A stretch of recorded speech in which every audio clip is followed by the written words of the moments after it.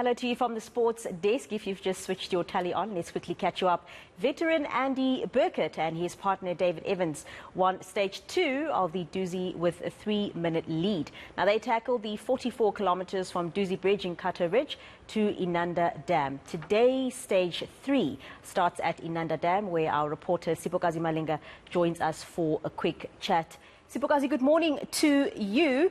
So, of course, it is day 3. Can you tell us what we can expect ahead of the start, and also what time do proceedings get underway?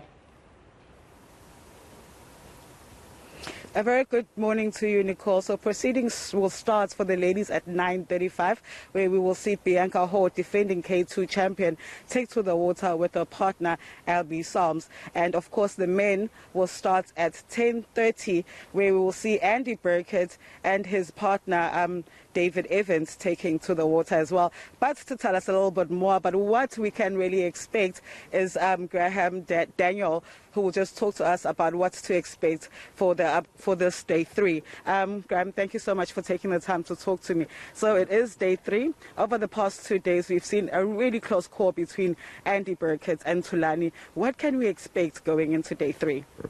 Yeah, Thulani and Msawe had a really good day 1, and then Andy and Dave had a good day 2. So that's what matched it very evenly.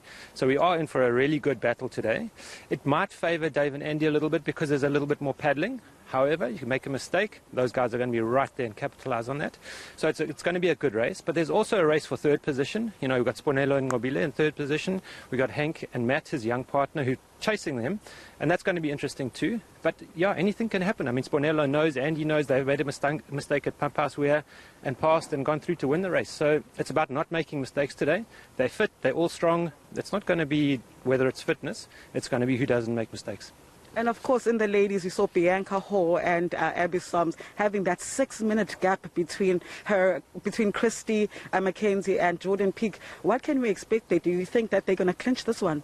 Well, it's exactly the same case. Jordan and Christy had a very bad day 1, and then they made mistakes. So Bianca and Abby capitalised on that. Good for them, and that put them in a strong position.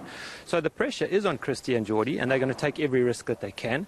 Can they make it up? Yeah, possibly. But, you know, it's the fact that they did the work on day 1, Bianca and Abby, so good for them. And it might not be as close as the men, but they played their cards really well. And, yeah, that's the doozy. You know, it's not about just being the best crew. It's about not making mistakes and then racing hard to the finish. So it's going to be exciting racing, both races.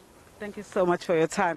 Well, Nicole, that was Graham Daniel just saying that Andy Birkett does have an advantage here, along with his partner, Dave Evans. And, you know, he'll be extending his record of winning back-to-back wins at the Dusi. That will be his 9th back-to-back win if he does win, and it will definitely be his 12th win here at the Dusi Canoe Marathon. And, of course, in the ladies, we are going to be seeing Bianca Hall and Albie Psalms just taking to the water with that 6-minute gap. So, yeah, it's about really who doesn't make mistakes today. Really exceptional coming out of Andy there, Siphokazi. Quickly before you go, well, firstly, the weather there is very nice compared to what we currently are experiencing in Johannesburg. It's quite a bit of a damper here. But just a quick one, you know, COVID-19 has been here for 2 years, but we all saw in the beginning of COVID, especially in our country, because we had really, really strict restrictions. We saw various sporting codes being affected, and as sports slowly came back, all of the protocols that were put in place were a bit difficult for a lot of the athletes, the teams, etc., to adhere to. So when it comes to something like a canoe challenge, how much have they been affected by COVID-19? Like, how are things going now with the 2022 edition?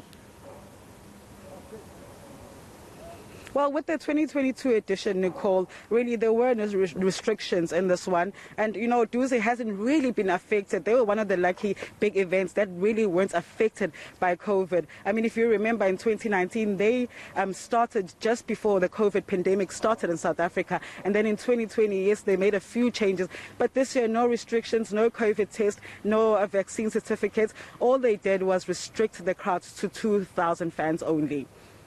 Thank you so much for that, Siphokazi, giving us a bit of an update ahead of the 2022 Dusi Canoe Challenge. It is day 3, the final day, that kicks off at 9:30, 9:35 for the ladies and 10:30 for the men. We're also going to be catching up with her during the course of the day as well. We'll have more